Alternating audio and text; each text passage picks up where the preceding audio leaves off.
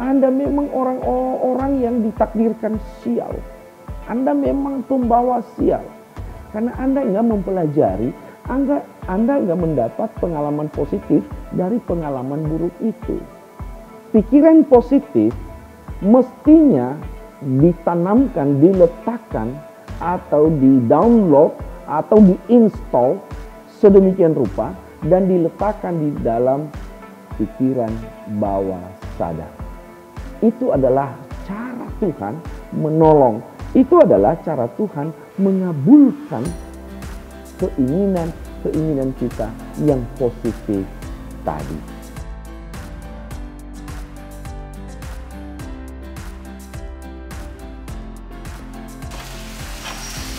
Hai sahabat peziarah,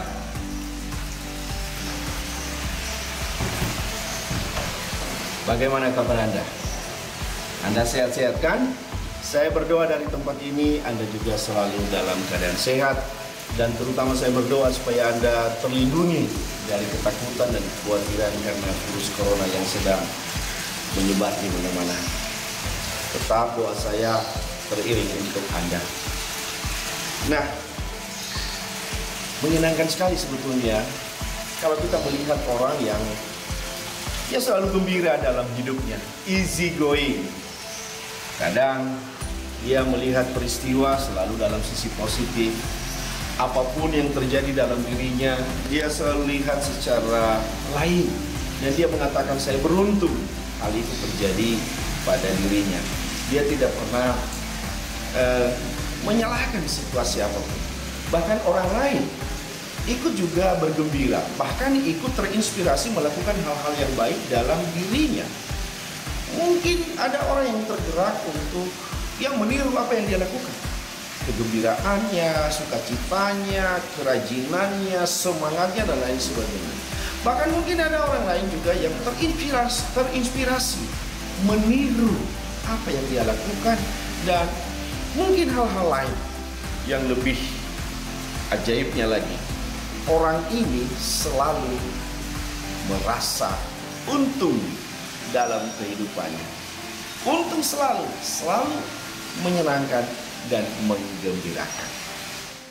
Sahabat peziarah yang budiman, pikiran positif memproduksi hal-hal positif dalam diri kita. Boleh juga dikatakan, pikiran positif pasti membuat kita atau membuat hidup kita positif juga. Kenapa? Karena pikiran positif itu bekerja secara otomatis. Dia mengendalikan hidup kita. Dan boleh dikatakan dia semacam program yang sudah terinstall dalam diri kita. Maka itu akan bekerja tanpa kita sadari. Saya mau menggarisbawahi bahwa sebetulnya pikiran positif itu pasti mendatangkan hal-hal positif dalam diri kita. Oke, selanjutnya, mari kita lihat apa itu pikiran positif. Saya mau menyatakan dulu bahwa pikiran itu terbagi dua. Pertama adalah pikiran sadar. Pikiran sadar ini bisa dengan mudah kita kendalikan. Karena pikiran sadar itu adalah semacam reaksi kita terhadap apa yang disampaikan oleh panca indera kita. Atau reaksi kita terhadap informasi-informasi yang ketangkap oleh panca indera kita. Nah, ini pikiran sadar. Sementara yang bagian kedua yang disebut dengan pikiran bawah sadar. Pikiran bawah sadar ini adalah semacam suatu program yang sudah tertanam di dalam diri kita. Dan itu, pikiran bawah sadar ini bekerja dengan sangat luar biasa. Bagaimana kita mendapatkan pikiran bawah sadar? Itu kita dapatkan lewat keyakinan-keyakinan, lalu kemudian pengalaman-pengalaman yang sudah tertanam dalam diri kita, dan nilai-nilai yang kita anut atau yang kita pegang. Jangan lupa, di bawah sadar ini juga, itu terletak semacam keyakinan diri atau juga penggambaran diri secara negatif ataupun secara positif. Sebagai perbandingan, pikiran sadar itu menguasai atau mengendalikan hidup kita hanya sekitar maksimal itu 12%. Sementara pikiran bawah sadar itu mengendalikan dan menuntun hidup kita, pengaruhnya sampai 88%. Nah, yang lebih menariknya lagi adalah pikiran bawah sadar ini justru hanya dimanfaatkan sedikit sekali oleh manusia, termasuk Anda dan mungkin termasuk saya juga. Para sahabat peziarah yang budiman, pikiran positif mestinya ditanamkan, diletakkan, atau di-download, atau di-install sedemikian rupa, dan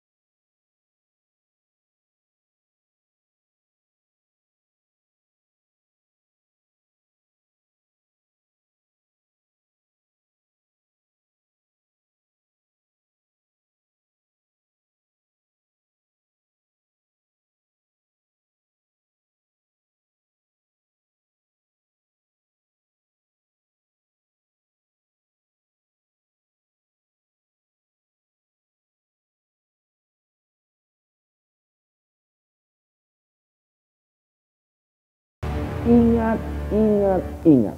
Anda sebetulnya itu tidak seperti itu. Tetapi hal itu terjadi karena Anda keburu meyakini bahwa Anda memang pembawa sial dan selalu mengalami sial. Sehingga energi yang Anda pancarkan adalah energi negatif. Dan hal-hal yang Anda pancarkan itu, atau pikiran-pikiran negatif yang Anda pancarkan itu, akan menarik juga hal-hal negatif dalam diri Anda. Maka bagaimanapun nanti dalam peristiwa, dalam kejadian, dalam usaha, dalam pekerjaan, dalam apapun yang Anda lakukan, Anda selalu ketiban sial. Anda selalu kurang beruntung. Nah, sekarang kalau kita memasukkan pikiran positif dalam diri kita, saya memastikan bahwa hal itu tidak akan terjadi lagi. Bagaimana caranya? Caranya yang pertama adalah jangan pernah menyangkal bahwa Anda pernah ketiban sial. Jangan. Terima saja. Terima saja. Tetapi ingat, ketika Anda ketiban sial, itu hanya terjadi sekali. Tidak akan terjadi berulang-ulang peristiwa yang sama.